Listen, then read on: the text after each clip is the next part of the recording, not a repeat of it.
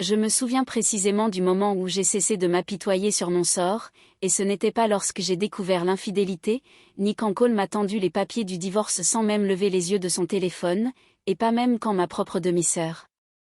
Cette fille qui dormait sur le tapis de ma chambre durant les orages parce qu'elle avait peur, s'est tenue devant une salle remplie d'avocats pour faire glisser un billet de 100 € sur la table vers moi, comme si j'étais une inconnue, mais bien l'instant qui a suivi, quand mon avocat, Arthur Penn, un homme calme et pondéré qui n'avait jamais élevé la voix en 3 ans, a laissé échapper un rire si tranchant, si soudain, qu'il a transpercé le silence et a atterri comme un coup de tonnerre au milieu de cette salle de conférence aux murs de verre.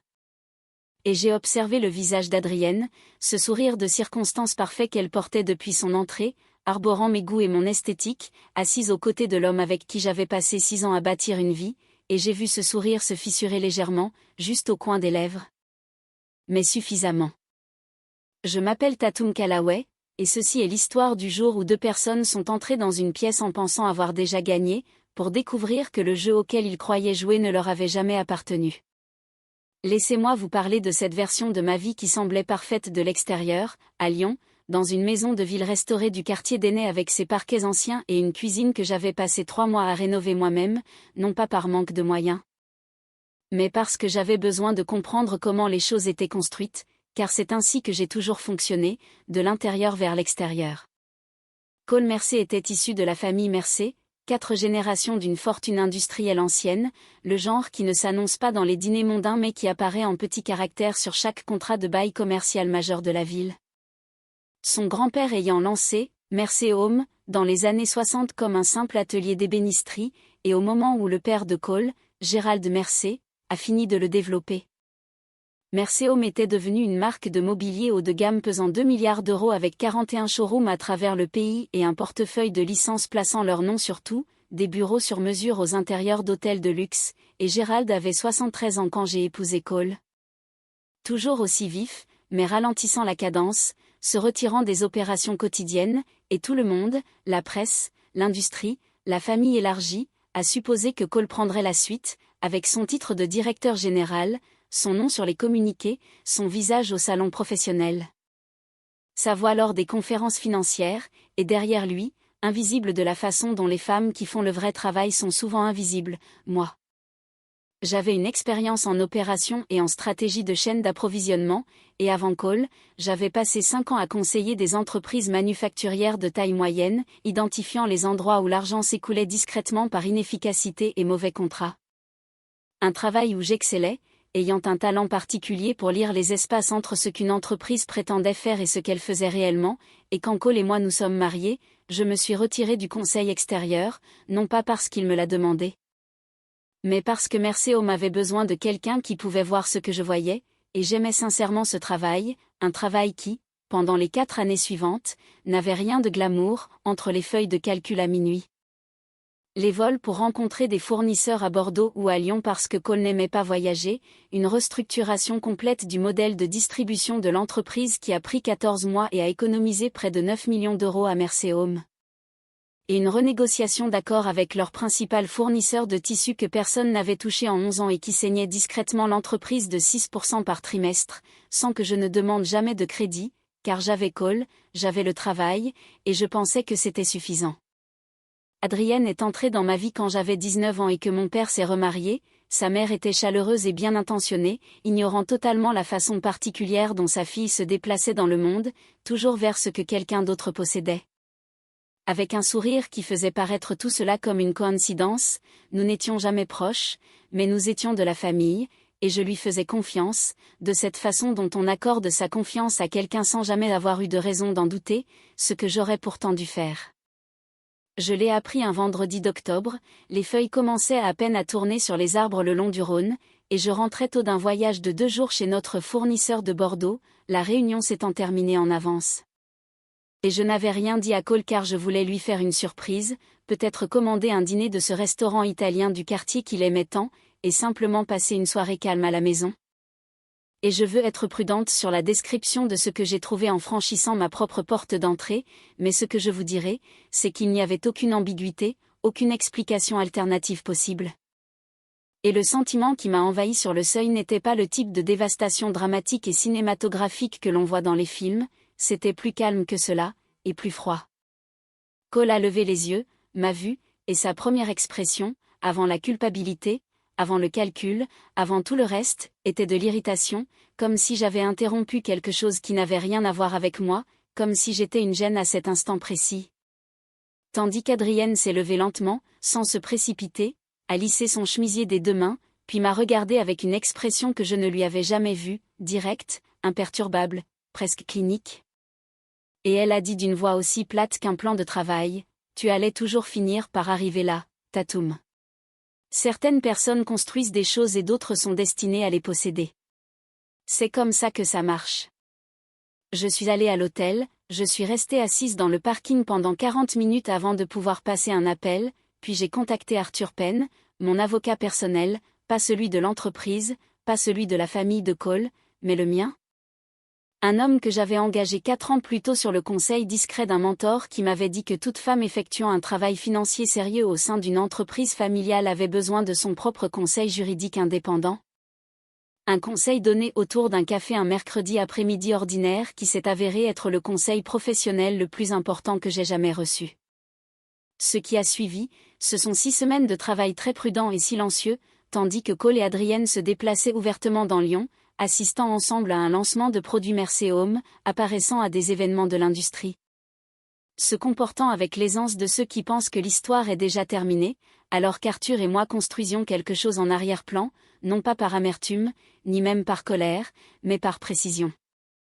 La salle de conférence se trouvait au 16e étage d'un immeuble du centre-ville de Lyon avec des baies vitrées donnant sur la ville, et ce matin-là, le ciel était blanc et plat comme il le devient souvent en novembre, avec une lumière qui faisait paraître tout légèrement surexposé. Adrienne est arrivée avant moi, elle était vêtue d'un blazer gris ardoise ajusté, de clous en diamant, de pantalons sombres avec un pli précis, elle avait coiffé ses cheveux différemment, plus droits, plus structurés. On aurait dit qu'elle s'était habillée pour l'annonce d'une acquisition et non pour une procédure de divorce, et elle s'est assise à côté de Cole à l'extrémité de la table, ce qu'elle n'avait aucune raison légale de faire, car elle n'était pas partie au divorce. Elle n'était pas représentée par un conseil dans cette salle, elle était là parce que c'était sa performance et qu'elle s'était habillée pour le rôle. L'avocat de Cole était un homme nommé Jeffrey Strand, un spécialiste des divorces à haut patrimoine qui avait une excellente réputation et qui, je l'apprendrai plus tard, avait été retenu à un prix reflétant sa confiance dans le résultat.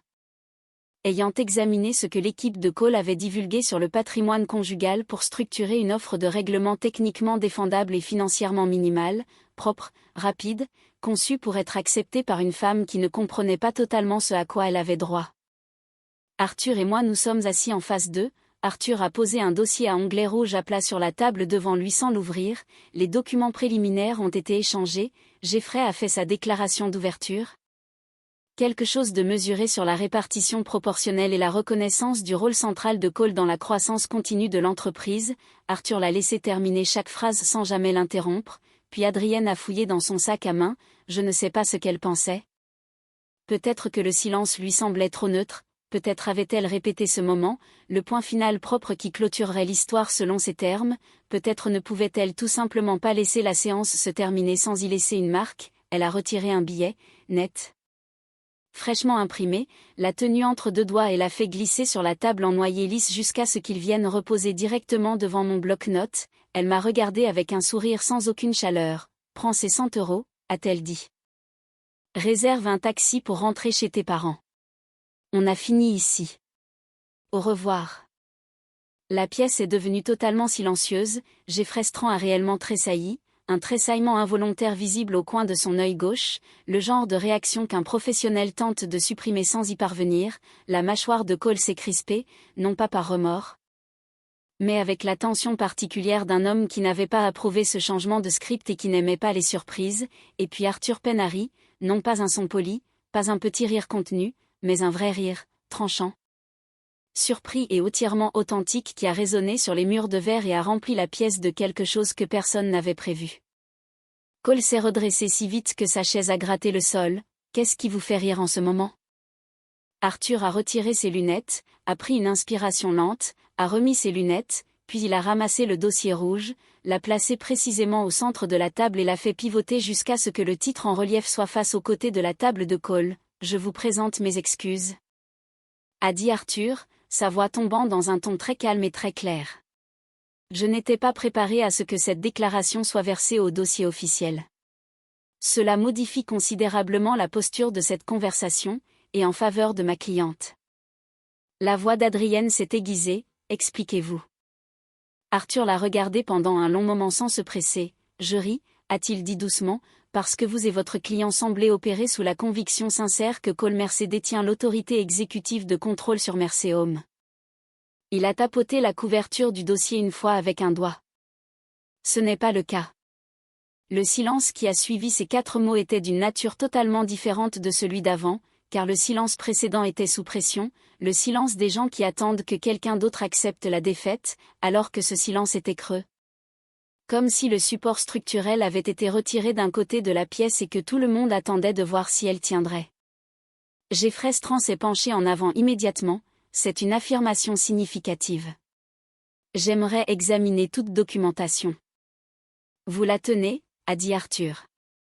Voici ce qu'il y avait à l'intérieur de ce dossier. Gérald Mercer, le père de Cole, l'homme qui avait passé 40 ans à bâtir Mercer Home depuis un simple atelier à Tacoma jusqu'à une marque nationale, n'avait jamais formellement transféré l'autorité de contrôle à Cole, ni légalement, ni de manière contraignante. Cole avait le titre, la presse, le bureau d'angle, les cartes de visite et le nom sur les communiqués, mais ce qu'il n'avait pas, c'était les votes, car environ 3 ans avant notre divorce, Gérald avait discrètement restructuré la propriété de l'entreprise en un trust familial d'exploitation. Le trust détenait 56% de toutes les actions avec droit de vote, soit l'intérêt de contrôle, et chaque décision financière majeure, chaque acquisition, chaque changement structurel significatif exigeait l'approbation du fiduciaire, et le fiduciaire, la personne ayant l'autorité fiduciaire totale sur cet intérêt de contrôle, n'était pas Cole, c'était moi. Gérald avait pris cette décision durant l'été que j'avais passé à reconstruire l'infrastructure de distribution de Mercer Home. Il m'avait vu travailler pendant des mois, il avait vu comment je lisais un contrat, comment j'identifiais l'endroit exact où un système échouait. Comment je réparais les choses non seulement pour le moment, mais de manière durable. Il était lui-même un bâtisseur au sens le plus noble du terme, il a reconnu ce qu'il voyait, et sans le dire à Cole, sans le dire à personne. Il avait décidé que la personne qui comprenait réellement l'entreprise méritait la protection juridique correspondante. Gérald Mercer a exécuté une restructuration de trust au printemps il y a 3 ans, a dit Arthur en faisant glisser les pages individuelles sur la table une par une. Avec assurance et détermination, Tatum Callaway Mercer a été nommé fiduciaire unique du trust familial d'exploitation de Mercer. Ce trust contrôle 56% de toutes les actions avec droit de vote. Cole Mercer conserve son titre et une position minoritaire, il ne peut autoriser une fusion, approuver une vente, restructurer une dette ou exécuter une transaction supérieure à 500 000 € sans la signature du fiduciaire. Arthur a fait une pause. Sans la signature de Tatum.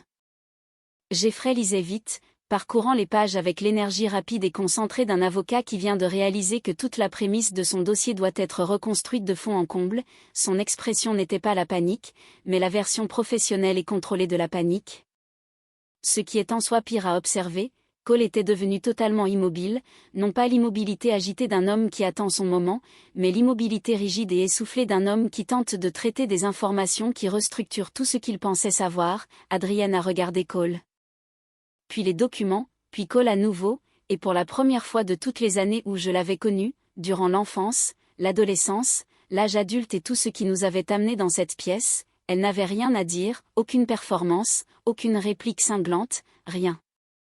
Il y a une question supplémentaire, a dit Arthur. Il y a 4 ans, avant que je ne commence à effectuer un travail de fond pour Mercer Home, Arthur m'avait conseillé de formaliser mes contributions par un accord de conseil indépendant, non pas en tant qu'épouse rendant un service, non pas en tant que membre de la famille donnant un coup de main, mais en tant que professionnel sous contrat avec une portée de travail, des livrables et des conditions de rémunération documentées, et à l'époque, je l'avais signé presque comme une formalité, un bout de papier dans un tiroir, quelque chose qu'Arthur disait être judicieux d'avoir. Ce bout de papier et les 4 années de travail documenté qui y étaient attachés étaient maintenant le 2e document dans le dossier. Ma cliente a conclu un accord de conseil formel avec Mercer Home avant de commencer le travail, a déclaré Arthur. La portée de cet accord couvrait la restructuration opérationnelle, la renégociation des contrats des fournisseurs et le conseil en expansion stratégique. Les contributions documentées incluent une refonte du modèle de distribution qui a réduit les coûts logistiques d'environ 8,7 millions d'euros sur 3 ans et une restructuration des accords avec les fournisseurs qui a corrigé une perte de marge trimestrielle de 6% restée sans réponse pendant plus d'une décennie. Il a regardé Jeffrey Strand directement. La rémunération due en vertu de cet accord est distincte et indépendante de tout calcul d'actif matrimonial, c'est une obligation contractuelle de l'entreprise, pas de Cole Mercer personnellement. Ce qui signifie que le règlement que votre client a proposé ne commence pas à refléter la situation juridique et financière réelle de ma cliente. Jeffrey a demandé une pause, Arthur lui a donné 20 minutes, durant lesquelles Adrienne n'a pas parlé à Cole une seule fois. Elle est restée assise les mains jointes sur la table, fixant un point précis quelque part au-delà de la fenêtre sur le ciel blanc et plat de Lyon. Le billet de 100 € était toujours sur la table devant mon bloc-notes, personne n'y a touché. Je ne vais pas vous détailler chaque ligne du règlement final, une partie reste confidentielle par consentement mutuel, et cela me convient très bien, mais ce que je vous dirai, c'est ce qui importait. Cole a conservé son titre chez Mercer Home et sa participation minoritaire. Il a gardé l'appartement dans lequel il avait emménagé, la voiture, la collection de montres et tous les marqueurs de surface visibles d'une vie qu'il avait construite autour d'une image de lui-même. Ce qu'il a perdu, c'était la substance sous l'image, l'autorité qu'il avait laissée tout le monde, y compris Adrienne, croire qu'il possédait, l'histoire qu'il racontait sur qui il était et ce qu'il contrôlait. Cette histoire était terminée. L'accord de conseil a été honoré intégralement, la structure du trust a été reconnue et formalisée comme faisant partie du dossier de règlement, et je suis reparti avec un résultat financier qui reflétait précisément 4 années de travail réel, documenté et conséquent. Pas le résultat d'une femme renvoyée avec 100 € et une course de taxi. Adrienne a quitté l'immeuble avant que les signatures finales ne soient échangées, je ne l'ai pas regardée partir, j'ai entendu la porte, j'ai appris plus tard par quelqu'un que nous connaissions tous les deux depuis des années qu'elle et Cole se sont séparés dans les 5 mois, sans annonce. Sans scandale public, cela s'est simplement arrêté comme le font finalement les choses bâties sur une fausse fondation, silencieusement, sans cérémonie. Gérald Mercer m'a appelé 2 semaines après le règlement, il n'a pas dit grand-chose, il a demandé comment j'allais. Il a dit qu'il était heureux qu'Arthur ait été méticuleux, il y a eu une longue pause, puis il a dit à sa manière sans hâte, « Tu l'as toujours vu plus clairement que quiconque ?» Tatoum, j'ai juste fait en sorte que la paperasse le dise.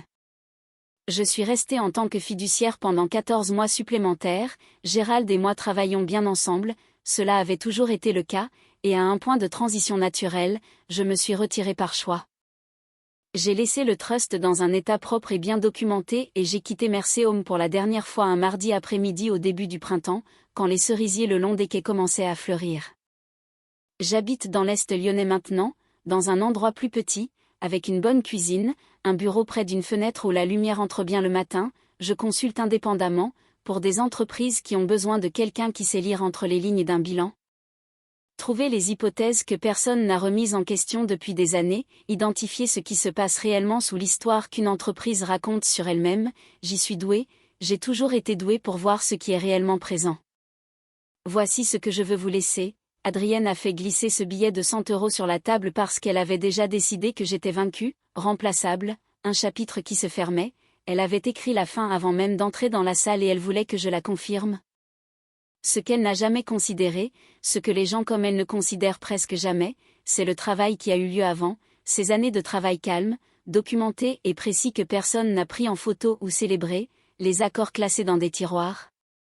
La restructuration qui a économisé des millions et qui n'a jamais été associée au nom de quelqu'un, elle a vu la surface d'une vie et a pensé qu'elle en comprenait l'ensemble, elle avait tort, et au moment où Arthur Penary, ce rire tranchant, authentique et involontaire qui a résonné sur les murs de verre de cette salle de conférence au 16e étage du centre-ville de Lyon, c'était le moment où la pièce a découvert la vérité.